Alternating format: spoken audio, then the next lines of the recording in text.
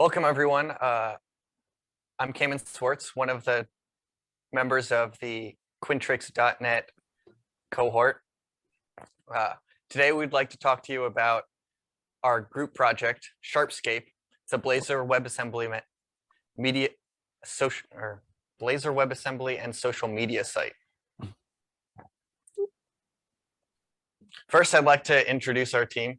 We have our lead developer, Jonathan Golnick, who was probably the biggest, had the biggest impact, and also the idea man behind our project. We have Rachel Hoffman, who is a full stack developer who touched lots of different pieces. Roman, how do you pronounce your last name? Śmigielski. Śmigielski. Close enough. You could just say Roman. Yeah. A Roman who worked on a lot on the form, the backend API, and production of the server, deployment of the server. Brett Landon, who worked a lot on the form and a lot of the full stack. We've Christopher Salas, who worked a lot on the back end. We have Wei Yang, who worked on the API controllers. Sun Vo, who was a full stack developer and was a major driver of the form. And as I introduced myself, I was a big part of the game development. So you may be asking, why did we choose this project? We had a lot of different options, one of which being the dry and boring bug tracker ticketing system. We thought of some interesting ideas of a theme night generator that would give ideas for what to do when you get together with friends and family or on dates. We thought about creating a social collaboration finder where people could link up to do projects. And we even thought about creating an online dress up where you would have a mannequin that you could put clothing on. But ultimately, being a bunch of nerds, we decided that we kind of wanted to make a game. So we mixed a social media site with a game, something inspired by classics like Habbo Hotel, Gaia Online, and RuneScape. The idea was a simple walking simulator and chat application where people could interact in real time, but also have a forum that they can hold longer discussions and create a sense of community. So why did we do two parts like this? Well, we thought that a multiplayer game is a great way to get to know new people and have fun in the now, while a forum would create more deep discussions and have long-term connections. On top of this, we'd be able to experience a lot of different parts of developing. We'd have user accounts, which would allow us to touch security. We'd have discussion forums that would allow us to deal with databases. We'd have a chat server that would deal with web communication and a client game that would handle WebAssembly injection into a Blazor app. All of this together would allow us to create, and deal with multiple process interoperations. The planning for the project of such a scale, we had to figure out what we were going to do and when. Of course, we would start with a backend API. We then decided to develop a front-end website with a form, then add the multiplayer server and game client, and then finally focus on security and deployment.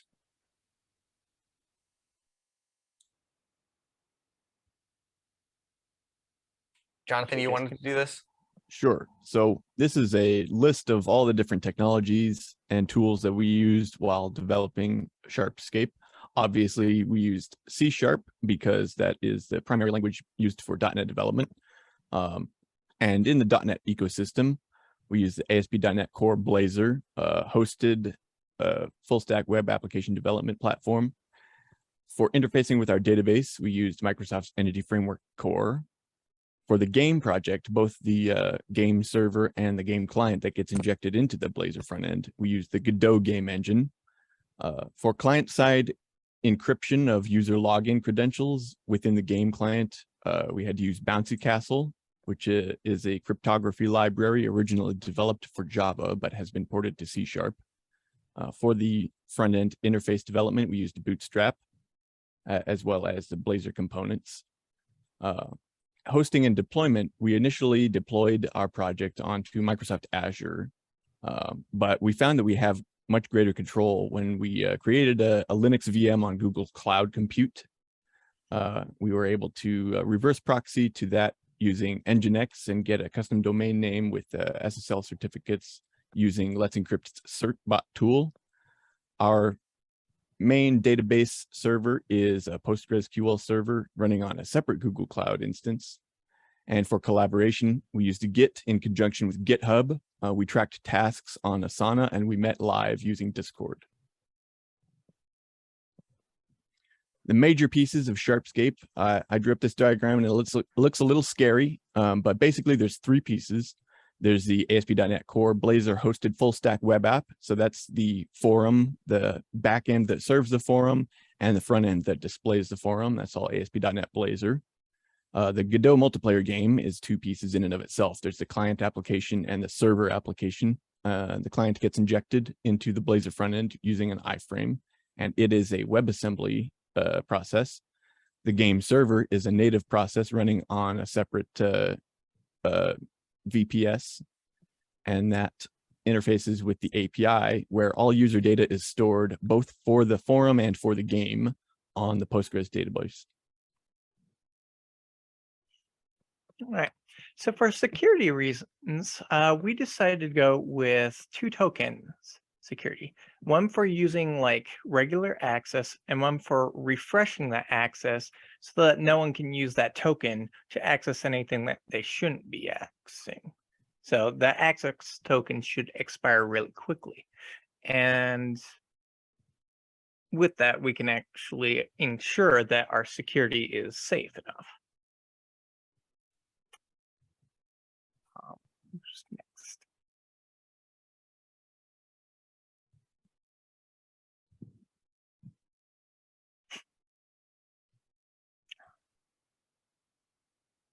That's me or your song? Yeah, Brett, can you hear me? Brett, it's your slide. Yeah. Sorry. Hello, everyone. My name is Brett Landon. As mentioned by Cayman, a huge component of this project is the forum.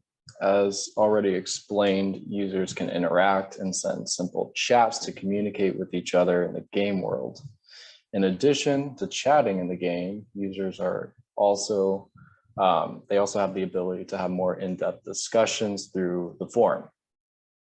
We basically have 3 different processes that communicate with each other to make the forum. We have the client side, we have the web API, and we have the database. So for the client side, the users can interact with the interface. And for that, we use Bootstrap and Blazor components. So Bootstrap is a very popular CSS framework for web developers. It contains many different functional software that allows developers to use its templates to customize them to how they see fit. This was especially useful because it has saved me and others a lot of time by customizing these templates rather than having to build them from the ground up. It has also helped me grasp better understandings of how web structures work in general. And for Blazor components, well, components themselves are self-contained chunks of UI that maintain their own state and rendering logic. They can define UI event handlers, bind to input data, and manage its own lifecycle. So the Blazor components are just regular components, but specifically created for the .NET framework.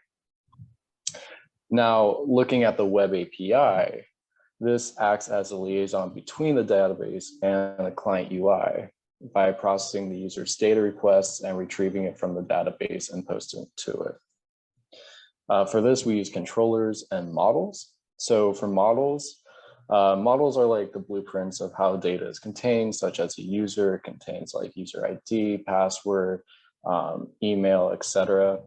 And the controllers are the functionality that mediate this data between the client and the database. So some of the learning curve for me was learning how models and controllers interact with each other and how they can interact with the database.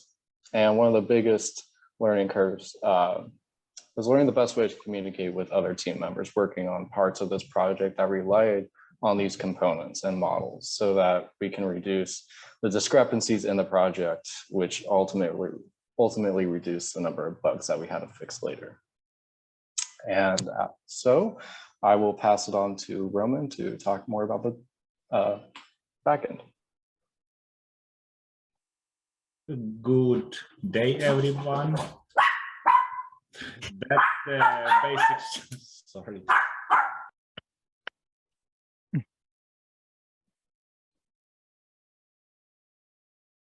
Dog does not like Sharpscape.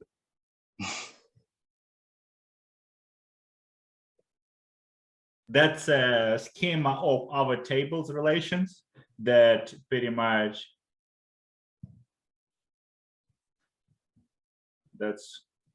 represent the relation between the tables in the database. Let's go for next one. Right here we have a diagram that shows backend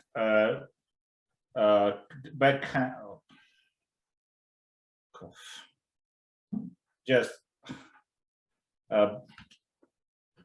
what is the word? Backend communication between database with models and controllers. We don't need that.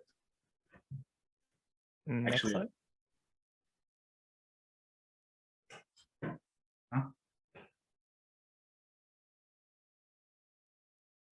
Okay, right here we have a screenshot of from the JSON that's been transferred from the generated by the IP request, and that's pretty much the way we transfer the data between the front end and back end. The video is not ready yet. Right here. Is this someone else's? Okay, so this is my, okay, so thank you, Roman. Hi, and I'm Sun, and I will talk about the front-end development in detail. So to get started, let's look at the Blazor component. A major benefit of using Blazor component for front-end development is ability to reuse component. So reusable components save time, as we don't have to write different code for similar features, and we can simply utilize individual parts of the application on both server as well as the client side. So this ultimately boosts the speed of development process.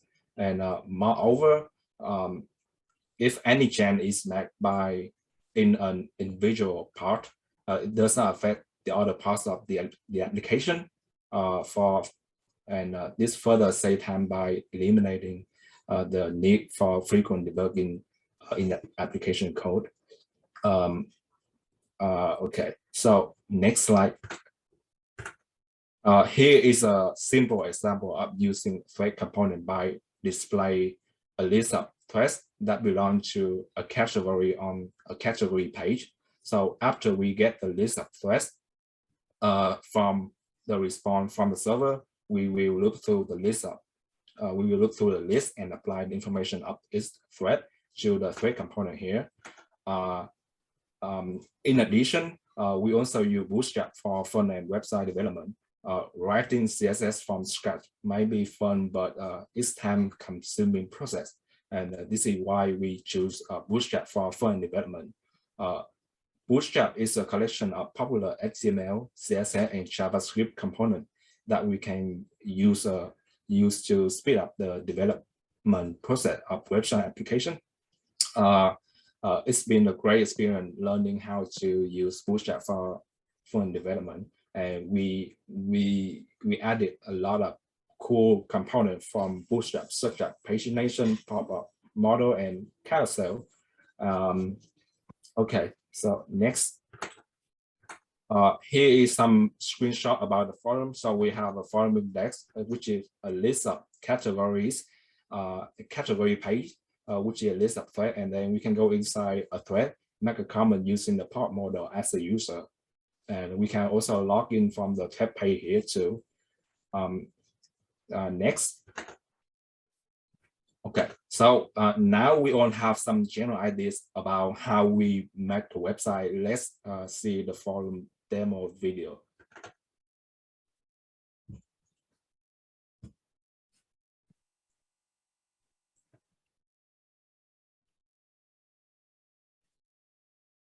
I don't think it's going to let the sound come through. Oh. You guys can't hear the sound? No. Should I continue? Oh, we should probably move on. Yeah, from keep the... letting it play. You can talk over it and Oh, okay. Okay, so here we have we go inside a category, and then we have a pagination here. So we can go to, and then we also can create a thread as we log in as a user. So let's make a new thread here. And then as you can see, it's added to the page here. So this is our new thread. And then we go inside new thread here. So what about we want to make a new post? So let's make a new post here. As a user, we can make a new post, and then instead of display only information here, that day we make a new post and then the body of the post here. I think we also can edit our post. So as we can edit our own post, or we can delete our own post too. And then if the user has the admin role, they can go to the admin page. So this is where we have a list of own user, and we have the username, something like that. And then we have on the right side, we have like user ID, they start the ban or not ban. We can have a role here too. And then right now we just ban some user, and then we want to log in at that user. So when we log in at the user, that's banned already. So we're gonna see the message, okay, you are banned to someday, because yeah, that's it. And then we can log in at admin, and then we can unban that user. So yeah, and then this is on the main page here, we have the carousel, and then we can also go to the user profile where we can edit on the user information such as username, email. But whenever they want to make change about the user information, they have to enter the password, the current password, in order to change the user information.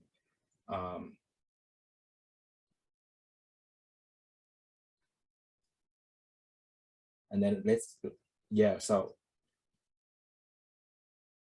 now we go back to forum again. It's usually we go to the introduction, and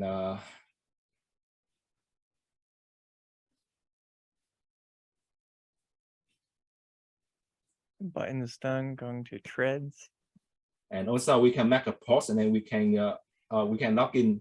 So we have a login. Yes, so it asks us to log in order to make a post, and then we make a comment. Also, we add the like functionality, so a user can like a post, something like that.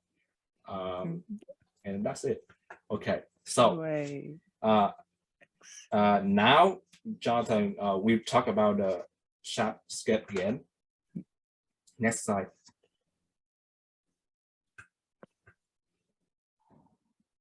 All right, so the Sharpscape game is a WebSocket chat application, essentially, with a graphical game on top of it.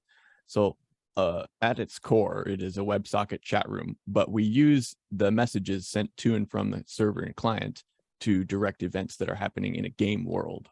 So you have your little avatar. We have several different avatars that you can select. We have a couple different kinds of cat. We have a rat. We have a little spaceman. And we built this using the Godot game engine, which we chose over and above other options like Unity or Unreal. First and foremost, because the Godot game engine is an open source engine under the MIT license, which means that if we have a glitch or something that we need to solve, or we need to expand the engine in some way, we have absolute access to the way the engine is implemented, so we can make it bend to our will. It has mono integration, so we can use C#. Unfortunately, the current stable version of Godot is bound to .NET Framework 4.7.2, but with the release of the next major stable Godot version, I'm personally looking forward to its support of .NET 6. It's very easy for collaboration because the format that it saves its files in is text-based, so it works very well with Git and GitHub. It has very low system requirements, both for developing in it and for executing its exported executables. So it easily exports to WebAssembly, and because of the low system requirements, it loads fast in the browser and it can run on older computers. And the server export as well is able to run on an underpowered cloud VM.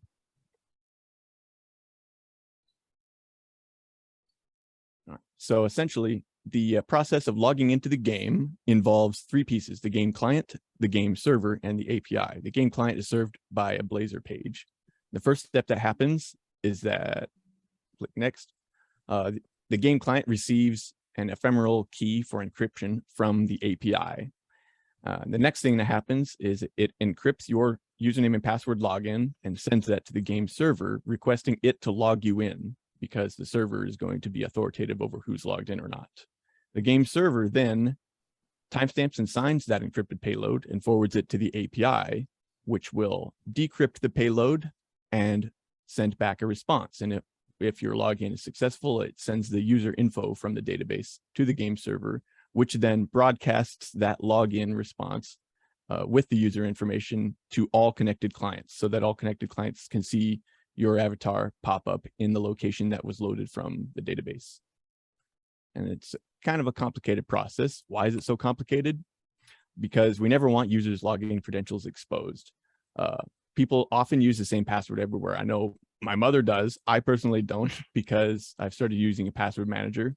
I hope it becomes more and more common practice to use a password manager.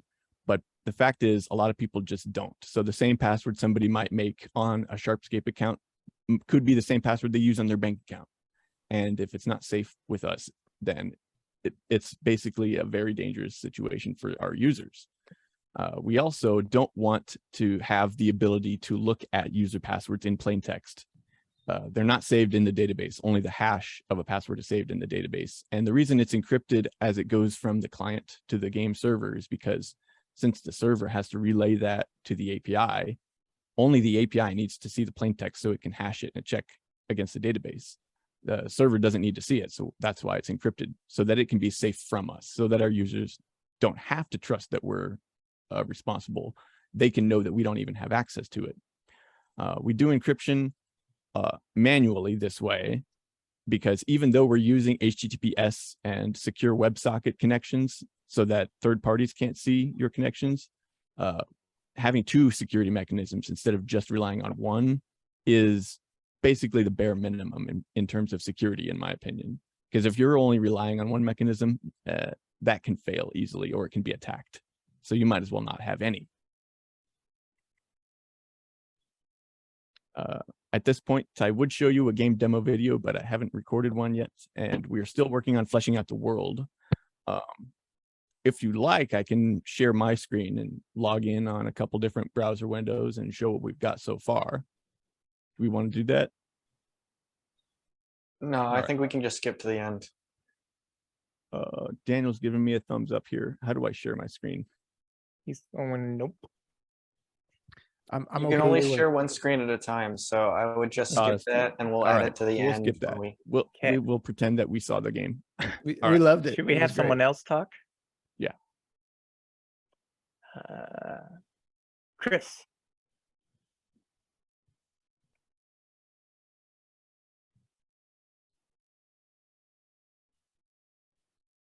Who's talking about project deployment? Oh, bullshit. All right. Project deployment. So we're using Azure to host our Blazor WebAssembly on the application for the front end and the back end. We use the Google Cloud to keep our database and our domain name. And then we use the multiplayer server I don't. Well, actually, deployment that was me and Jonathan. Yeah, either Roman or Jonathan should talk about this because they actually know what's going on. Right, I don't. It was a good effort.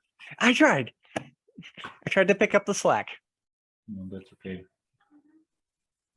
Pretty much, the database is Postgres on a virtual machine posted. And we actually has a 3 virtual machine, three types, three-way. After that, we have a Google Cloud virtual machine with a Nginx server on it that used to go for the back proxy for the website going to the Azure where it's been deployed originally. But after that, when we have improvement there, why Azure? Because it's much easier to do the .NET, and then we run that on the Google Cloud. Jonathan gonna explain how.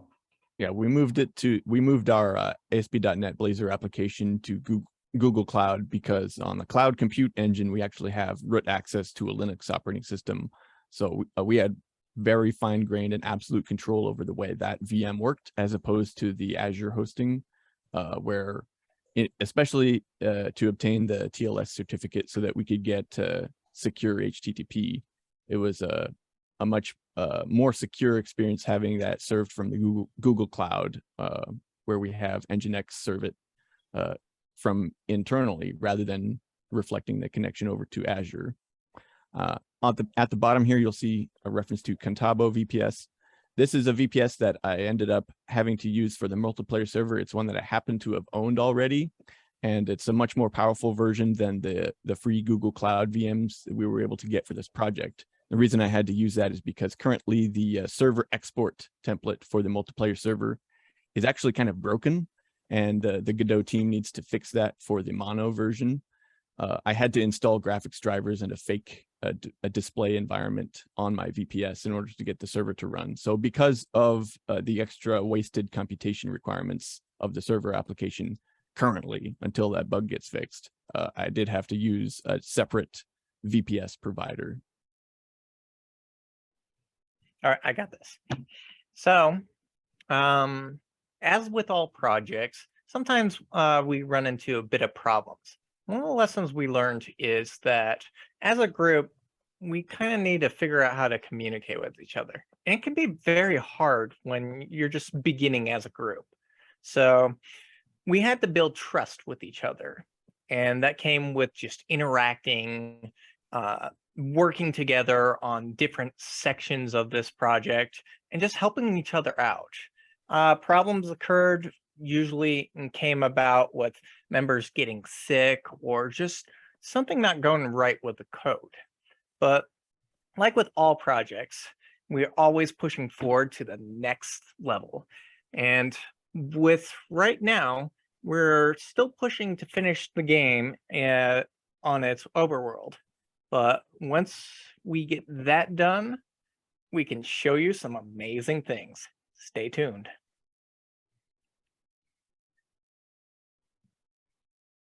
That's it. Awesome.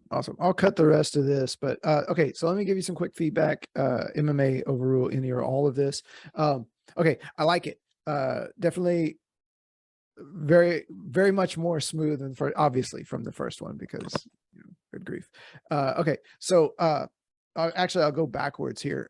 So Jonathan, just in case somebody is with it as far as Azure, probably mentioning Google over Azure for root access is not really apples and oranges, as you can get an Azure VM and have all those same things. So the mentioning that is fine. Just make sure you mention it's just cost. We didn't want to pay for the non-free VM, right? Okay. Because you could pick, you could run. I think they've got a standard Ubuntu. Yeah, because they offer that as just they charge for it. Yeah. So don't want to come off like, obviously you know that, you just don't want to come off like you don't know that, saying okay. So that's one. So okay, I think Brett did it first, and I think it was like the perfect handoff.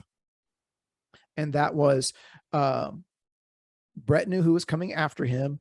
The slide changed so he could read the slide and say, to tell you more about, it will be. So really, you don't have to remember the order of the slides. You just have to know when yours Who's is next. and who follows you, right? So so that way you can say their name. And I think even though it doesn't really matter that much, I think it just sounds a lot more slick. Yeah, If smoother.